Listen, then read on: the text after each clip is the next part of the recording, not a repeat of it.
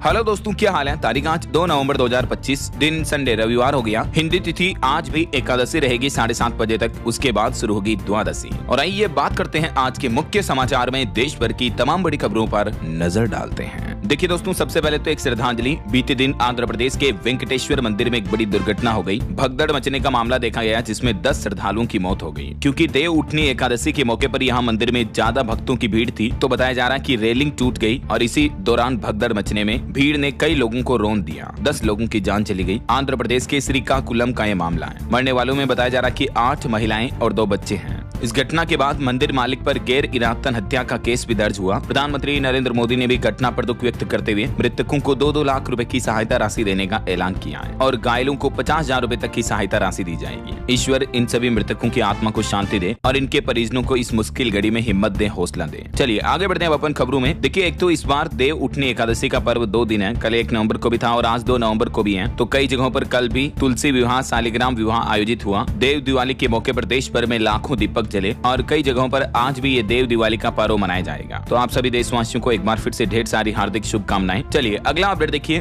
गृह मंत्री अमित शाह आज 2 नवंबर को बिहार में कई जनसभाएं करेंगे। सुबह और दोपहर में आज बिहार चुनाव को लेकर उनकी जनसभाओं का कार्यक्रम कुछ यूं होगा। और प्रधानमंत्री नरेंद्र मोदी भी आज बिहार पटना में 2 नवंबर को रोड शो का आयोजन करेंगे और फिर 4 नवंबर को महिलाओं के साथ डिजिटल संवाद भी करेंगे और 6 नवंबर को वोटिंग वाले दिन भी एनडीए प्रत्याशियों के लिए वो लोगों से वोट की अपील करेंगे। चलिए अगली खबर देखिए। चीन से दुर्लभ मृदा चुंबकों के आयात पर भारतीय कंपनियों को मिला लाइसेंस। विदेश मंत्रालय के प्रवक्ता का कहना है कि कुछ भारतीय कंपनियों को चीन से ये रेयर अर्थ मैग्नेट के आयात के लिए लाइसेंस प्राप्त हो चुके हैं, जो कि भारत के लिए अच्छी बात है। आखिरकार काफी कोशिशों के बाद ये सरकारी मंजूरी मिल पाई है। और बड़ी खबर देखिए दोस्तों, GTRI ने सरकार को एक सलाह और सुझाव दिया। कहा कि भारत पहले रोके रूसी तेल का आयात और फिर जाकर अमेरिका से टैरिफ घटाने और अमेरिका के साथ व्यापार वार्ता की दिशा में आगे बढ़े। दरअसल रूसी तेल प्रतिबंधों को लेकर जो भारत अमेरिका के बीच मसले चल रहे हैं, इस बीच ग्लोबल ट्रेड रिसर्च इनिशिएटिव यानी GTRI ने सरकार को इस मामले में ये सुझाव भी दिया है। हालांकि अभी रूस पर प्रतिबंधों के बाद नायरा एनर्जी ने भी तेल का उत्पादन बढ़ा दिया। भारत में 93% तक बढ़ाई रिफाइनरी क्षमता। और वहीं खबर तो ये भी है कि अमेरिकी राष्ट्रपति डोनाल्ड ट्रंप को भारत के लिए 10 से 15% तक टैरिफ मामले में लाने की कोशिश में है हमारा देश भारत। विदेश में बातचीत के दौरान बोले भारत के पूर्व राजदूत जयंत दास गुप्ता भी। चलिए अगली खबर देखिए। त्योहारी सीजन में सरकार के GST कलेक्शन में भी बढ़ोतरी देखने को मिली। बीते महीने अक्टूबर में GST संग्रह 1.95 लाख करोड़ रुपए रहा। सालाना आधार पर लगभग 6.5% तक की बढ़ोतरी देखने को मिली है। अच्छा, वैसे इस महीने नवंबर से तो सरकार ने GST पंजीकरण की प्रक्रिया को भी आसान कर दिया है। अब छोटे व्यवसायियों कारोबारियों को मात्र 3 कार्य दिवस के अंदर अंदर GST रजिस्ट्रेशन सर्टिफिकेट मिल जाएगा। नवंबर से ही सरकार के GST डिपार्टमेंट की तरफ से ये नई सरल पंजीकरण योजना शुरू की गई है, जिसके तहत कारोबारियों को 3 दिन के अंदर अंदर GST रजिस्ट्रेशन प्रोसेस कंप्लीट मिल जाएगी और सर्टिफिकेट भी मिल जाएगा। 2.5 लाख रुपए से कम मंथली टैक्स वालों को ये फायदा होगा सरकार के इस नए नियम का ना। चलिए अगला अपडेट देखिए। भारतीय रेलवे ने टिकट बुकिंग नियमों में बड़ा बदलाव किया। अब लोअर बर्थ का इन यात्रियों को मिलेगा फायदा। एडवांस रिजर्वेशन पीरियड में भी कटौती की है। रेल यात्रियों की सुविधा के लिए हाल ही में इंडियन रेलवे की तरफ से कुछ बदलाव किए हैं। अब लोअर अर्थ आवंटन, सोने के निर्धारित समय और अग्रिम आरक्षण अवधि में ये कटौती की गई है। और इसके तहत ये देखिए दोस्तों, लोअर बर्थ आवंटन में क्या क्या बदलाव किए गए हैं। अब इनके लिए वरिष्ठ नागरिक, 45 साल की आयु से ज्यादा की महिलाओं और गर्भवती माताओं बहनों को लोअर बर्थ की प्राथमिकता दी जाएगी बुकिंग के समय। वहीं आरक्षित कोचों में सोने के समय में भी बदलाव किया है। अब यात्री रात 10 बजे से लेकर सुबह 6 बजे तक अपनी निर्धारित बर्थ पर सो सकते हैं। और एडवांस रिजर्वेशन पीरियड में भी हाल ही में रेलवे ने कटौती की है। 120 दिन से घटाकर 60 दिन कर दिया है ना। चलिए अगला अपडेट देखिए। UPI सिस्टम में भी एक बड़ा बदलाव होने जा रहा। 3 नवंबर से ही UPI को लेकर कुछ नए नियम लागू होंगे। भारत में डिजिटल पेमेंट्स के सबसे बड़े प्लेटफॉर्म UPI में NPCI की तरफ से महत्वपूर्ण बदलाव किए जा रहे हैं। इन बदलावों का मकसद है आपके ट्रांजैक्शन को और ज्यादा सुपरफास्ट और सिक्योर बनाना है। और इन नए नियमों के तहत अब से UPI ट्रांजैक्शन को 2 भागों में विभाजित किया जाएगा, ऑथोराइज्ड ट्रांजैक्शन और डिस्प्यूट ट्रांजैक्शन। इससे रोजाना होने वाले सेटलमेंट साइकिल्स में विलंब को कम किया जा सकेगा और प्रक्रिया को और तेजी से पूरा किया जा सकेगा ना। अब इन दोनों तरह के ट्रांजैक्शन के लिए अलग अलग टाइमिंग तय की है NPCI ने। जानकारी आप देख सकते हैं। चलिए अगला अपडेट देखिए। केंद्रीय मंत्री का कहना कि भारत का लक्ष्य है साल 2030 तक 30 करोड़ टन क्रूड स्टील का उत्पादन क्षमता हासिल करना। और वहीं हवाई ईंधन पर खबर आ रही दोस्तों। जेट ईंधन की कीमतों में 1% तक की बढ़ोतरी हुई है, जिससे हो सकता है आपका हवाई सफर करना महंगा हो, क्योंकि एयरलाइंस कंपनियां अपने टिकट के रेट भी बढ़ा सकती हैं। और वहीं बीते दिन कॉमर्शियल LPG गैस सिलेंडर में भी 5 रुपए प्रति सिलेंडर कटौती बढ़ोतरी देखने को मिली है। नवंबर से और भी कई सारे बदलाव लागू हुए हैं। बैंक खाते में 4 नॉमिनी जोड़ पाएंगे आप। यूपीआई से टोल पेमेंट करना सस्ता होगा। कॉमर्शियल गैस सिलेंडर 5 रुपए से लेकर 6.5 रुपए तक घटे हैं। हालांकि घरेलू एलपीजी गैस सिलेंडर जो हमारे घरों में खाना बनाने के लिए काम में आता है, उसके रेट में कोई बदलाव नहीं किया है। देश के प्रमुख शहरों में अभी घरेलू एलपीजी गैस सिलेंडर की कीमतें क्या चल रही हैं, आप स्क्रीन पर देख सकते हैं। बाकी और भी दोस्तों, नवंबर से हमारे देश में क्या सस्ता क्या महंगा हुआ, इस बारे में एक डिटेल जानकारी वाला वीडियो कल दिन में मैंने डीएलएस न्यूज चैनल के ऊपर डाला है। अगर आपने नहीं देखा तो देख लीजिएगा, इसमें आपको ढेर सारी इंपोर्टेंट जानकारी मिल जाएगी। ठीक है ना। चलिए अगला अपडेट देखिए। 4 मंत्रियों के चलते दिल्ली सरकार ने राजधानी के लोगों की लॉन्चिंग टाल दी। अब मुख्यमंत्री रेखा गुप्ता ने एक बड़ा ऐलान किया। आपको पता होगा 1 नवंबर को दिल्ली दिवस के मौके पर इसका ऑफिशियल लोगो जारी होने वाला था, लेकिन फिलहाल इसे टाल दिया गया है। मुख्यमंत्री रेखा गुप्ता का कहना है कि ये लोगो का अनावरण तभी होगा जब सभी कैबिनेट के मंत्री मौजूद होंगे। और दिल्ली में एक चौंकाने वाली रिपोर्ट भी सामने आ रही, देखिए आपकी होने वाली मौतों का 15% कारण जो है वो वायु प्रदूषण है। Global burden of disease GBD के नवीनतम आंकड़ों के विश्लेषण में वैज्ञानिकों ने यह चौंकाने वाला खुलासा किया है कि वायु प्रदूषण दिल्ली वासियों के लिए स्वास्थ्य के लिए सबसे बड़ा खतरा बना हुआ है। और अध्ययन में यह भी कहा गया है कि दिल्ली में हर 7 में से 1 मौत प्रदूषित हवा से जुड़ी है। देखिए जरा, 2023 साल में होने वाली सभी मौतों का लगभग 15% हिस्सा जो है वो वायु प्रदूषण की वजह से रहा। देखिए, और इसी पोल्यूशन को कम करने के लिए अब दिल्ली सरकार ने नवंबर से कुछ नई पाबंदियां भी लगाई है। देखिए, दिल्ली में अब से दूसरे राज्यों के पुराने वाहनों की एंट्री बैन रहेगी। BS3 के कॉमर्शियल व्हीकल की एंट्री रोकी गई। पोल्यूशन रोकने के लिए ये फैसला लिया है। फिलहाल केवल इन वाहनों को दिल्ली में आने की परमिशन होगी। सभी BS4 petrol diesel vehicle, BS6 वाले, इसके अलावा CNG और LNG इलेक्ट्रिक व्हीकल को राजधानी में घुसने की परमिशन होगी। बाकी की तरह के पोल्यूशन फैलाने वाली गाड़ियों पर प्रतिबंध रहेगा। और राजधानी में ये BS3 वाहनों की एंट्री रोकने के लिए टीमें भी गठित की गई है। गाड़ी मालिकों को मोबाइल पर मैसेज भी भेजे जा रहे हैं। जितने भी BS3 कॉमर्शियल व्हीकल हैं, उनकी अब राजधानी में एंट्री बैन रहेगी। बॉर्डर पर 84 टीमें नजर रखेगी। अच्छा, वैसे दिल्ली को लेकर एक और चर्चा इस बात पर भी चल रही है कि दिल्ली का नाम बदलकर इंद्रप्रस्थ किया जाएगा। गृह मंत्री अमित शाह को इस बारे में एक चिट्ठी भी लिखी। एक बीजेपी MP ने यह मांग उठाई। भाजपा सांसद बोले कि दिल्ली का नाम तो इंद्रप्रस्थ होना चाहिए। उन्होंने कहा कि दिल्ली शहर का इतिहास पांडवों से जुड़ा है। स्टेशन और एयरपोर्ट के भी नाम बदले जाए। अब ये भी मुद्दा काफी चर्चा का विषय बन रहा है। चलिए अगला अपडेट देखिए। प्रधानमंत्री नरेंद्र मोदी ने स्वस्थ नारी सशक्त परिवार अभियान के तहत गिनीज वर्ल्ड रिकॉर्ड बनाने की सराहना भी की। सरकार के इस अभियान ने हाल ही में 3 नए Guinness book of world record अपने नाम किए हैं। और इन रिकॉर्ड्स में क्या क्या उपलब्धि हासिल की देख सकते हैं आप जानकारी भी। वहीं प्रधानमंत्री ने हरियाणा, मध्य प्रदेश, छत्तीसगढ़ समेत कई राज्यों के स्थापना दिवस पर राज्यों को शुभकामनाएं भी दी। और इन राज्यों के स्थापना दिवस के मौके पर PM मोदी ने छत्तीसगढ़ राज्य का दौरा किया और छत्तीसगढ़ में शांति शिखर का भी लोकार्पण किया। PM नरेंद्र मोदी ने छत्तीसगढ़ के नवा रायपुर में राज्य के नए विधानसभा भवन का उद्घाटन भी किया। और वहीं छत्तीसगढ़ में देश के पहले डिजिटल ट्राइबल म्यूजियम शहीद वीर नारायण सिंह स्मारक सह संग्रहालय का भी लोकार्पण किया PM नरेंद्र मोदी ने। PM ने अपने छत्तीसगढ़ दौरे के दौरान कुल 14,260 करोड़ से भी ज्यादा का परियोजनाओं का उद्घाटन शिलान्यास किया। और अपने संबोधन में यहाँ छत्तीसगढ़ में PM मोदी बोले, लाल झंडे की जगह शान से लहरा रहा तिरंगा। छत्तीसगढ़ राज्योत्सव में कहा कि कुछ लोग संविधान का दिखावा करते हैं। उनकी सुरक्षा में तैनात एक आरक्षक की भी मौत हो गई। दरअसल नक्सलवाद के आतंक के खात्मे को लेकर PM ने कहा कि लाल झंडे की जगह आज शान से तिरंगा लहरा रहा है। छत्तीसगढ़ राज्योत्सव में PM मोदी ने ये बड़ी बातें कही, देख सकते हैं आप डिटेल। चलिए अगला अपडेट देखिए। एक बड़ी खबर, भारतीय मूल के एक बिजनेसमैन ने इंटरनेशनल बैंकों से बड़ी धोखाधड़ी की। ब्लैक रॉक जैसे बैंकों से लगभग 4,500 करोड़ के फ्रॉड का आरोप लगा इन पर। नाम है बंकिम ब्रह्म भट्ट। ये भारतीय मूल के टेलीकॉम बिजनेसमैन है जिन पर ये इंटरनेशनली धोखाधड़ी के आरोप लगे हैं। और खबर देखिए, फेस्टिव सीजन के मौके पर भारत के UPI डिजिटल पेमेंट ट्रांजैक्शन ने नया रिकॉर्ड बनाया। बीते महीने अक्टूबर में UPI से 27 लाख करोड़ का लेन देन हुआ, जिसमें सालाना आधार पर 25% की ग्रोथ देखी गई। और खबर, कर्नाटक के मुख्यमंत्री सिद्धारमैया बोले कि मोदी सरकार जबरन हम पर हिंदी थोप रही है, कन्नड़ की उपेक्षा हो रही है। वो बोले कि हिंदी और अंग्रेजी इन भाषाओं से हमारे बच्चों की प्रतिभा घट रही है। देखिए, कर्नाटक के मुख्यमंत्री ने एक बार फिर से ये भाषा विवाद को लेकर इस तरह के विवादित बयान दिए हैं। दोस्तों,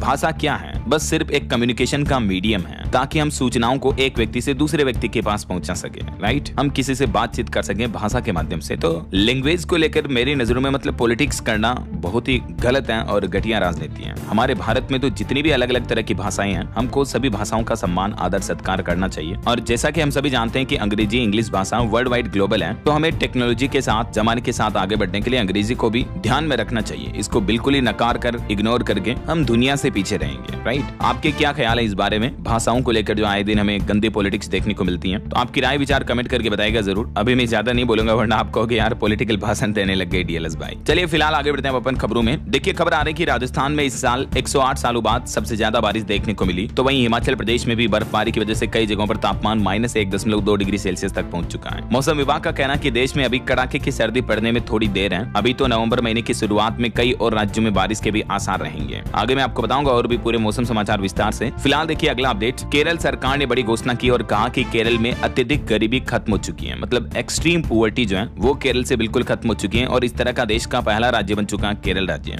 केरल के मुख्यमंत्री पिनराई विजयन ने खुद विधानसभा में इस बात की घोषणा की। हालांकि विपक्ष ने उनका बाइकआउट भी किया और कहा कि ये तो फ्रॉड है। बाकी इस बारे में केरल से जुड़े कुछ डेटा भी आप देख सकते हैं जो राज्य सरकार ने जारी किए हैं। चलिए अगली खबर देखिए। मध्य प्रदेश में एक कार्यक्रम में देश के आर्मी चीफ बोले कि हमने कभी नमाज के वक्त हमला नहीं किया। ऑपरेशन सिंदूर एक धर्म युद्ध है और ये जारी रहेगा। मध्य प्रदेश के सतना में वो अपने स्कूल पहुंचे। आर्मी चीफ जनरल द्विवेदी भारतीय थल सेना प्रमुख और इस दौरान उन्होंने ऑपरेशन सिंदूर को लेकर भी ये बातें कही। वैसे ऑपरेशन सिंदूर का मुख्य हिस्सा रही कर्नल सोफिया भी बोली कि ऑपरेशन सिंदूर भारत की आत्मनिर्भरता का सबूत है। उन्होंने कहा कि जंग अब बंकरों या गोलियों से नहीं बल्कि बाइट्स और बैंडविड्थ से लड़ी जाएगी। भारतीय सेना की कर्नल सोफिया कुरैशी ने भी बताया कि ऑपरेशन सिंदूर से भारत की युद्ध रणनीति में ये बड़ा बदलाव आया है। चलिए अगला अपडेट देखिए। हरियाणा सरकार ने बड़ा तोहफा दिया है। दीनदयाल लाडो लक्ष्मी योजना से महिलाओं का सशक्तिकरण होगा और सीएम नायब सिंह सैनी ने 109 करोड़ रुपए से भी ज्यादा की धनराशि जारी की महिलाओं के बैंक खातों में। हरियाणा दिवस के मौके पर बीते दिन लगभग 5.25 लाख महिलाओं को 2121 रुपए उनके बैंक खाते में मिले। ये लाडो लक्ष्मी योजना की पहली किस्त जारी हुई।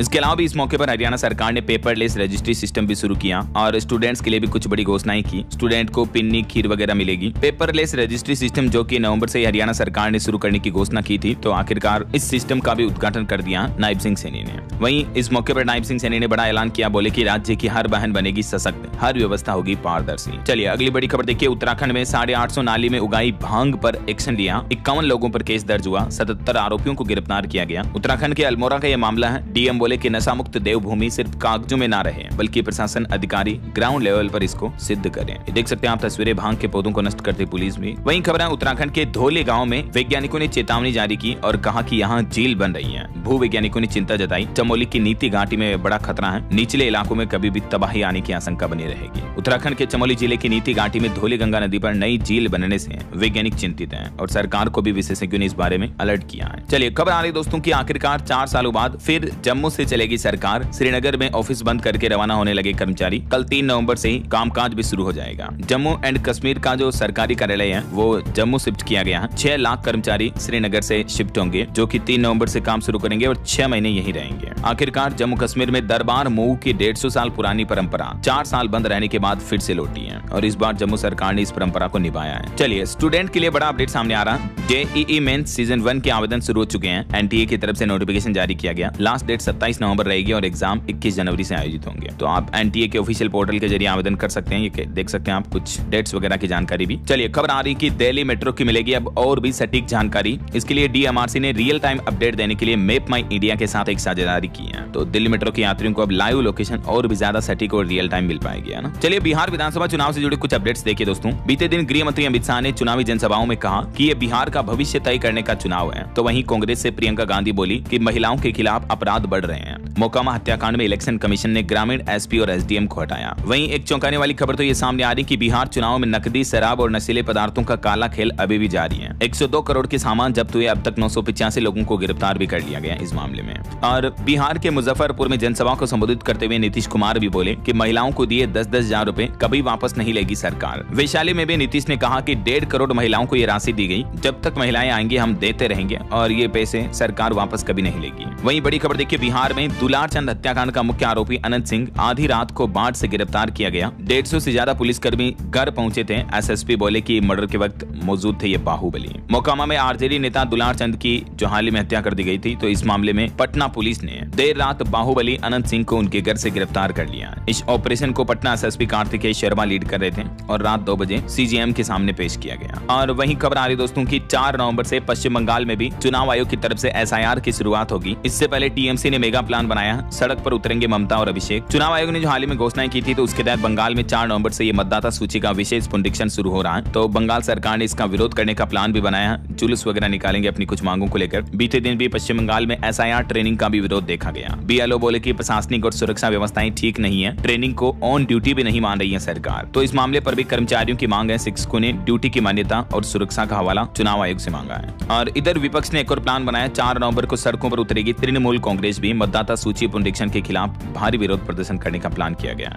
और वहीं देखिए महाराष्ट्र में राज ठाकरे ने कहा कि मेरे पास फर्जी वोटर्स की लिस्ट है। एमवीए की रैली में उद्धव ठाकरे बोले कि सरकार ने पहले नाम और सिंबल चुराए और अब वोट चोरी कर रही है। तो ये कुछ चुनावी आरोप प्रत्यारोप चल रहे हैं। इस बीच खबरों में आगे बढ़ेंगे दोस्तों। फिलहाल तो कुछ और महत्वपूर्ण और काम के समाचार देखेंगे अपन, लेकिन उससे पहले वक्त तो चला है आज के ताजा मौसम समाचार जानने का। और हाँ, एक छोटी सी रिक्वेस्ट आपसे ये है कि अगर आप DLS न्यूज चैनल से अभी तक भी जुड़े नहीं हो तो जुड़ जाइए, चैनल को सब्सक्राइब करके बेल आइकन जरूर दबा दीजिएगा और इस वीडियो पर एक लाइक और शेयर भी कर देना, ताकि आपको रोजाना की ताजा खबरें, महत्वपूर्ण मुख्य समाचार, काम के न्यूज अपडेट सबसे पहले आपके मोबाइल पर मिलते रहेंगे। ओके, और चलिए बिना टाइम वेस्ट किए सीधा आगे बढ़ते हैं मौसम अपडेट में। तो देखिए मौसम विभाग का कहना है कि आज 2 नवंबर से लेकर 6 नवंबर तक अभी भी देश के कई राज्यों में भारी बारिश का दौर जारी रहेगा। तेज आंधी, तूफान और बिजली गिरने की भी संभावना जताई है। IMD के मुताबिक उत्तर प्रदेश समेत कई राज्यों में अभी 4 दिन कुछ स्थानों पर भारी बारिश हो सकती है। 2, 3, 4 नवंबर को ये भारी बारिश का पूर्वानुमान जताया गया। कुछ राज्यों में तो बिजली भी गिरेगी। खास करके 6 नवंबर तक उत्तर प्रदेश, मध्य प्रदेश, बिहार, राजस्थान समेत उत्तरी भारत के कुछ अधिकतर राज्यों में मौसमी गतिविधियां जारी रहने से बारिश वगैरह एक बार फिर से देखने को मिल सकती है। इधर मौसम विभाग ने 5 नवंबर को पश्चिमी विक्षोभ के सक्रिय होने के चलते पहाड़ी राज्यों हिमाचल प्रदेश और उत्तराखंड में भी बर्फबारी और बारिश का अलर्ट जारी किया है। और वैसे तो अभी मोन्था चक्रवात तूफान कमजोर हो चुका है, लेकिन इसके बाद अब अगले 48 घंटों के दौरान दक्षिणी भारत के राज्यों जैसे उड़ीसा, तमिलनाडु और इधर मध्य प्रदेश, महाराष्ट्र, गुजरात के भी विभिन्न हिस्सों में आकाशीय बिजली गिरने के साथ ही आंधी बारिश का पूर्वानुमान भी जारी किया है। मौसम विभाग का कहना है कि उत्तर प्रदेश में भी मोन्था के कमजोर पड़ते ही अब बदलेगा मौसम, थोड़ी सर्दी बढ़ेगी, लेकिन अभी समय लगेगा कड़ाके की ठंड शुरू होने में भी।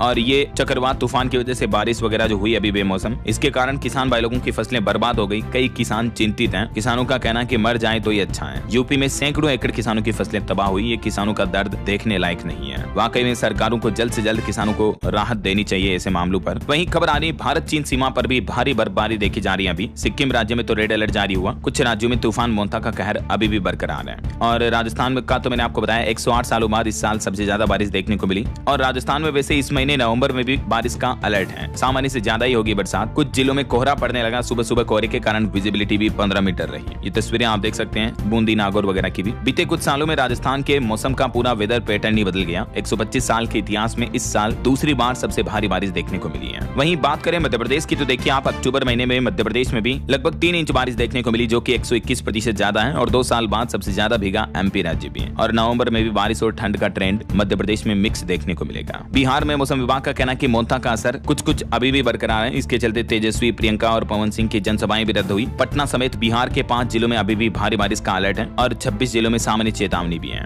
बिहार के मोतिहारी और बांका में तो एक लोगों की जान भी चली गई। ये बिहार के मानचित्र में आप देख सकते हैं। कुछ जिलों में ऑरेंज चेतावनी और बाकी 26 जिलों में मध्य बिहार के अधिकतर जिलों में भारी बारिश का अलर्ट रहेगा। इधर देखिए पंजाब में भी 5-6 नवंबर को बारिश होने की चेतावनी। तापमान में गिरावट आई, लेकिन रातें अभी भी गर्म है। पंजाब के बठिंडा का AQI भी 200 के पार चल रहा है, यानी प्रदूषण भी काफी ज्यादा बढ़ा हुआ है। और पहाड़ी राज्य हिमाचल में भी 4-5 नवंबर को बारिश और बर्फबारी के आसार रहेंगे। 3 जिलों में कोहरा छाया, 100 मीटर तक विजिबिलिटी गिरी। हिमाचल के 2 शहरों में तो तापमान अभी माइनस में चल रहा है। मौसम विभाग का कहना है कि अरब सागर के डिप्रेशन की वजह से गुजरात में भी एक बार फिर से बेमौसम बारिश देखने को मिलेगी। अगले सप्ताह तक फिर बारिश के हालात सुधरेंगे, मौसम में थोड़ा सुधार देखने को मिलेगा।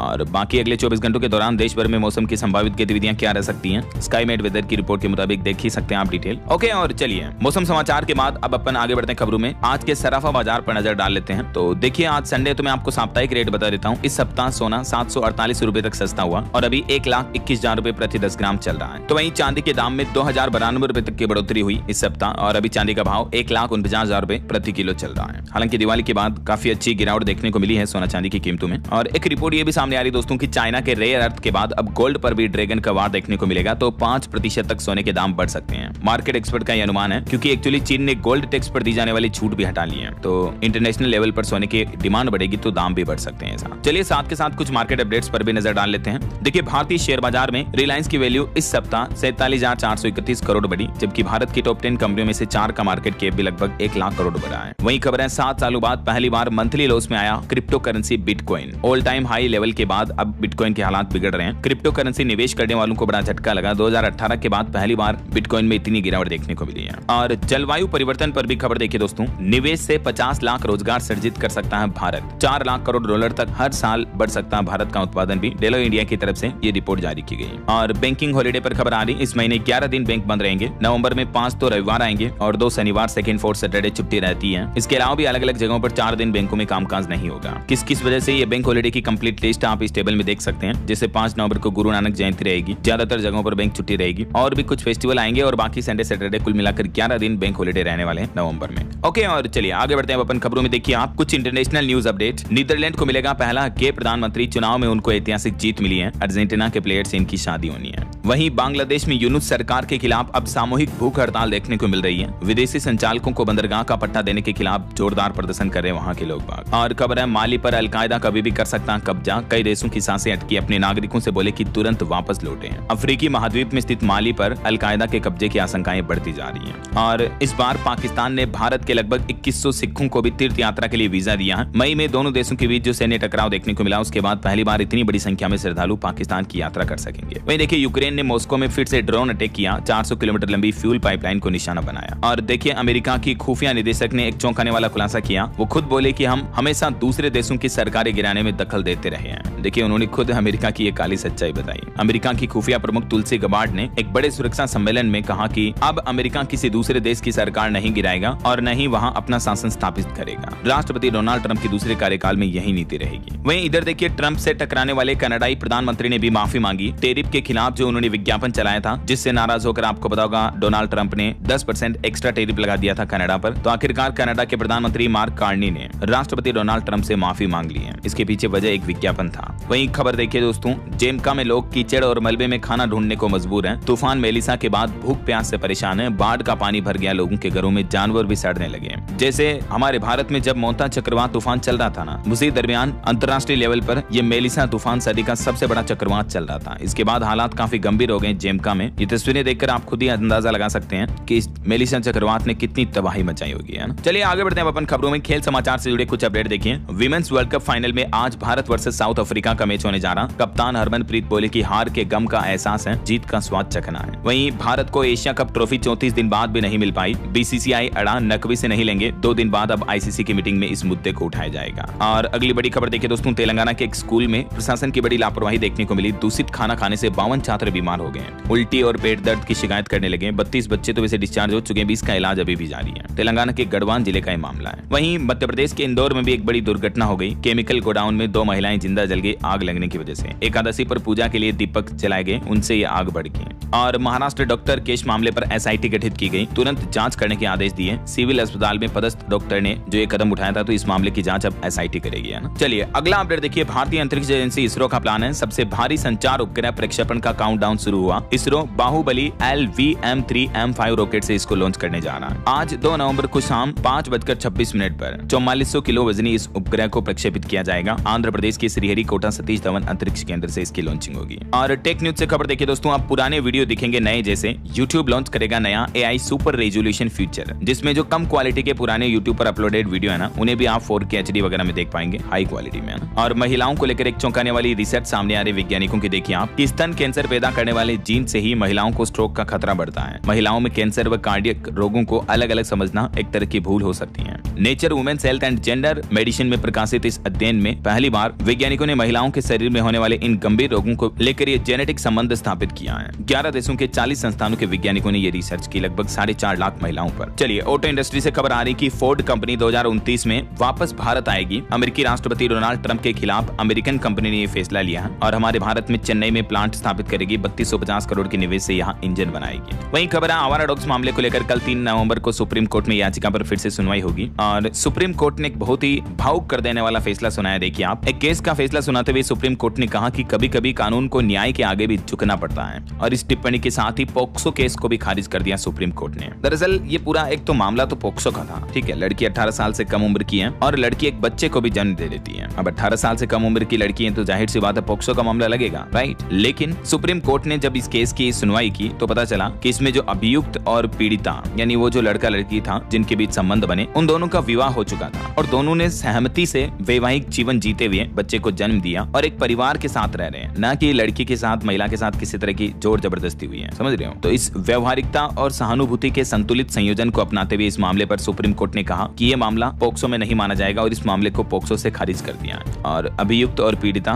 दोनों के इस परिवार को ध्यान में रखते हुए सुप्रीम कोर्ट ने उस लड़की की आपराधिक सजा भी रद्द कर दी और अदालत ने कहा कि वह परिवार का भरण पोषण सम्मान पूर्वक करें। सुप्रीम कोर्ट ने कहा कि कानून को भी न्याय के लिए कभी कभी झुकना चाहिए। मतलब एक मानवीयता भरा फैसला सुनाया, देख रहे हो ना। चलिए अगला अपडेट आ रहा। 7 नवंबर को 2 दिवसीय दौरे पर उत्तर प्रदेश काशी आएंगे पीएम नरेंद्र मोदी। खजुराहो वंदे भारत ट्रेन को भी हरी झंडी दिखाएंगे। है। और वैसे यूपी को कुल 2 वंदे भारत ट्रेनें मिलने जा रही है। रेलवे की ओर से सहारनपुर वासियों को भी ये बड़ी सौगात दी गई है। लखनऊ से सहारनपुर के लिए नई वंदे भारत एक्सप्रेस ट्रेन 7 नवंबर से दौड़ेगी और साथ ही वाराणसी से प्रयागराज होकर खजुराहो तक भी 7 नवंबर से वंदे भारत एक्सप्रेस चलेगी। चलिए अगला अपडेट आ रहा है। देश की राजधानी दिल्ली में कठिन रहेंगे अगले 3 दिन। आसमान में स्मोक की चादर छाई और लगातार 19वें दिन भी दिल्ली की हवा इतनी खराब रही कि लोगों का सांस लेना भी मुश्किल हो रहा है। वहीं दिल्ली में लोगों को लेकर एक चौंकाने वाली रिपोर्ट भी आ रही है कि दिल्ली एनसीआर के 75% घरों में इस वक्त कोविड फ्लू जैसे लक्षण दिख रहे हैं। जैसे मौसम में बदलाव आता है, प्रदूषण बढ़ने के साथ ही वायरस, बीमारियां, ये मामले भी काफी ज्यादा बढ़ने लगे हैं। और बड़ी खबर देखिए, दिल्ली में अवैध होर्डिंग्स को लेकर भी कोर्ट सख्त हुआ। 4 सप्ताह में सरकार, एमसीडी और पुलिस से मांगा हलफनामा। चलिए खबर देखिए, सुप्रीम कोर्ट के आदेश पर उत्तराखंड के थानों में लगे 996 सीसीटीवी। वहीं बीते दिन लद्दाख में भूकंप के झटके भी महसूस हुए। रिक्टर स्केल पर तीव्रता 4.1 रही। गनीमत रही कि किसी तरह का जान माल नुकसान नहीं हुआ। और देखिए, हिमाचल पर्यटन निगम के 51 होटलों में 20 दिसंबर तक मिलेगी बड़ी छूट। एचपीटीडीसी ने विंटर डिस्काउंट का ऐलान किया है। और खबर देखिए, लो पाठ्यक्रम में ईडब्ल्यूएस की 10% आरक्षण की मांग वाली याचिका को कोर्ट ने खारिज कर दिया। पंजाब हरियाणा हाईकोर्ट ने कहा कि रिजर्वेशन नीतिगत फैसला है, इसमें न्यायिक दखल देना कोई औचित्य नहीं होगा। देश की राष्ट्रपति द्रौपदी मुर्मू भी 3 दिन उत्तराखंड के दौरे पर जा रही हैं आज से, और कल वो यहाँ की विधानसभा के विशेष सत्र को भी संबोधित करेगी। वहीं देखिए, उदय का कहना है कि आधार कार्ड को भविष्य की तकनीक के साथ तालमेल में रखने के लिए एक नया पैनल बनाया गया है ताकि लोगों का आधार डेटा ज्यादा सुरक्षित रह सके, है ना। और खबर है, उत्तर प्रदेश में 1.25 करोड़ की लागत से बनेगा यू टर्न कॉरिडोर। अब सड़क चौड़ीकरण के लिए भी हटाया जाएगा अतिक्रमण। शाहजहांपुर नगर निगम का प्लान है। वहीं देखिए, उत्तर प्रदेश में महिला ड्राइवरों को लेकर योगी सरकार ने नया फरमान जारी किया। परिवहन निगम में ड्यूटी में बड़ा बदलाव किया जाएगा। महिला परिचालकों को रात की ड्यूटी से मुक्त कर दिया है, रायबरेली समेत कई सारे जिलों में। चलिए खबर आ रही दोस्तों, इनकम घटी, ईएमआई बढ़ी, सब्सिडी खत्म हुई, मिडिल क्लास का सस्ते घर का सपना अब टूट रहा धीरे धीरे। बात कुछ यूं है कि प्रधानमंत्री आवास योजना के तहत मिलने वाली लोकप्रिय क्रेडिट लिंक सब्सिडी स्कीम के बंद होने से अब सस्ते घरों की मार्केट में गहरा असर पड़ा। ब्रोकरेज फर्म एलारा कैपिटल ने अपनी रिपोर्ट में खुलासा किया है। और खबर देखिए, 2000 रुपए के नोटों को लेकर आरबीआई ने ताजा अपडेट जारी किया। बताया कि कितने नोट वापस आ गए और कितने अभी भी मार्केट में घूम रहे हैं। तो रिजर्व बैंक का कहना है कि अब तक 98.37% नोट सिस्टम में लौट चुके हैं और अब मार्केट में सिर्फ 5800 करोड़ रुपए के मूल्य के 2000 के नोट वापस सर्कुलेशन में बचे हैं। लेकिन ये नोट अभी भी लीगल टेंडर यानी वैध हैं। वहीं खबर है, पंजाब सरकार ने रोहू को घोषित किया स्टेट फिश। 200 रुपए प्रति किलो इसका भाव है। जलीय संरक्षण को बढ़ावा देने के लिए पंजाब सरकार ने बड़ा ऐलान किया है। और खबर देखिए, अब आसान हुआ पीएफ रजिस्ट्रेशन। सरकार लाई कर्मचारी नामांकन योजना 2025। केंद्रीय भविष्य निधि आयुक्त रमेश कृष्ण मूर्ति का कहना है कि जल्द ही ईपीएफओ 3.0 प्लेटफॉर्म लॉन्च किया जाएगा, जो कि पीएफ खाता से जुड़े कामकाज को और भी ज्यादा तेज, पारदर्शी और सुलभ बनाएगा। नवंबर से ही ये पीएफ से जुड़ी नई योजना भी लागू हो चुकी है, जिसके तहत अगर किसी नियोक्ता ने पहले कर्मचारी के वेतन से ईपीएफ का हिस्सा नहीं काटा है तो उसे अब इस हिस्से का भुगतान करने की जरूरत नहीं होगी, बल्कि सिर्फ 100 रुपए का नामात्र जुर्माना देना होगा। श्रम मंत्रालय की तरफ से ये जानकारी दी गई। इसके अलावा भी ईपीएफओ का जो नया प्लेटफॉर्म लॉन्च होगा, जिसमें आपको कई सारी नई डिजिटल सुविधाएं भी मिलेगी, है ना। देख सकते हैं आप डिटेल। और वहीं खबर आ रही कि ब्लिंकिट और इंस्टामार्ट को टक्कर देने के लिए जेप्टो ने अपने सारे प्लेटफॉर्म चार्जेस हटा दिए हैं। जी हाँ, जेप्टो पर अब अगर आप 99 रुपए से ऊपर का ऑर्डर करते हो तो डिलीवरी बिल्कुल फ्री होगी। चलिए खबर आ रही, भारत ने पूर्वोत्तर सीमा पर वायुसेना अभ्यास की घोषणा की। चीन, भूटान, म्यांमार, बांग्लादेश तक होगा इसका कवरेज। 6 बड़ी एक्सरसाइज की जाएगी। 6 नवंबर से शुरू होगा, जो कि 15 जनवरी 2026 तक चलेगा ये युद्धाभ्यास, है ना। वहीं खबर है, मध्य प्रदेश स्थापना दिवस पर एमपी भोपाल को बड़ी सौगात मिली। पीएम श्री हवाई पर्यटन हेलीकॉप्टर सेवा का भी शुभारंभ किया मध्य प्रदेश के मुख्यमंत्री डॉक्टर मोहन यादव ने। और एमपी स्थापना दिवस के मौके पर देखिए आप, प्रदेश भर में बड़ा ही जश्न मनाया गया। आतिशबाजी हुई, भोपाल में उड़े 2000 ड्रोन, अभ्युदय मध्य प्रदेश की झलक भी दिखी। सिंगर जुबिन ने भी परफॉर्म किया। और ये देख सकते हैं, ड्रोन के जरिए भोपाल में मानचित्र भी बनाया गया। शिव मंदिर, राम मंदिर वगैरह की तस्वीरें भी देखने को मिली ड्रोन से। देख सकते हैं आप, ये मध्य प्रदेश स्थापना दिवस की अनोखी तस्वीरें हैं। चलिए अगली बड़ी खबर देखिए, सरकारी दफ्तरों में प्लास्टिक बोतल के इस्तेमाल पर रोक रहेगी। कर्नाटक के मुख्यमंत्री सिद्धारमैया सरकार ने यह बड़ा फैसला सुनाया। पर्यावरण संरक्षण हेतु महत्वपूर्ण कदम उठाया। वहीं खबर है, इस महाकाल मंदिर में छोटे कपड़े पहनकर आने वाले श्रद्धालुओं पर लगी रोक। ड्रेस कोड लागू करने पर बहस छिड़ी। दार्जिलिंग के महाकाल मंदिर में अब महिलाओं को इस तरह के कपड़े पहनकर आने पर प्रतिबंध लगा दिया है। वहीं देखिए, हमारे देश के आर्मी चीफ का कहना है कि अमेरिकी राष्ट्रपति ट्रंप को खुद नहीं पता कि वो कल क्या करेंगे। दुनिया में भविष्य अनिश्चित और खतरनाक होगा।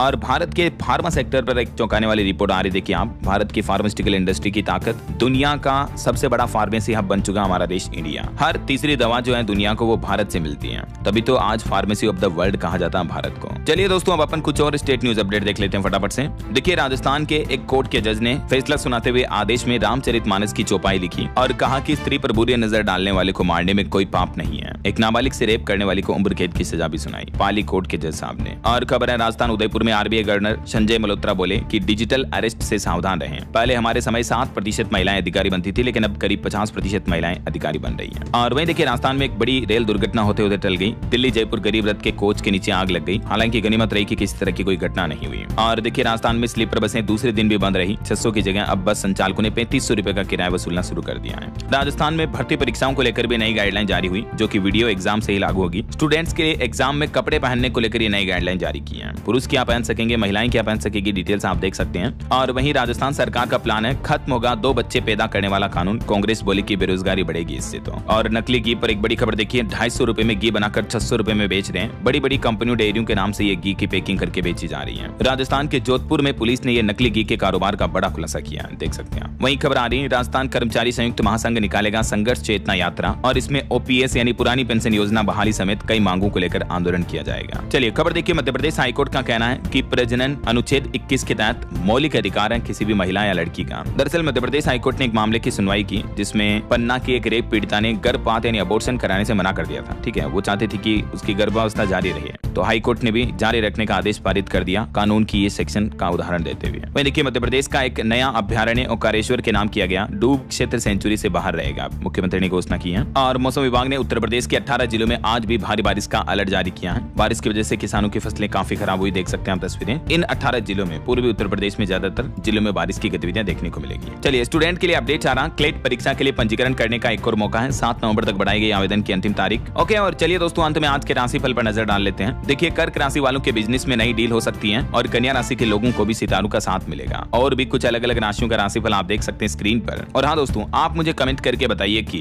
बिहार के बाद अब अगले साल किन राज्यों में विधानसभा चुनाव होने हैं। कोई 2 राज्यों के नाम बताइए। साथ ही इस वीडियो को लाइक और शेयर करना, DLS न्यूज चैनल को सब्सक्राइब करके बेल आइकन जरूर दबा देना, रोजाना ऐसी इन्फॉर्मेटिव जानकारियां, महत्वपूर्ण समाचार देखते रहने के लिए। ओके, ख्याल रखिएगा अपने आप का, अपने परिवार का। मिलेंगे अगले नेक्स्ट अपडेट में, तब तक के लिए जय हिंद, जय भारत, वंदे मातरम।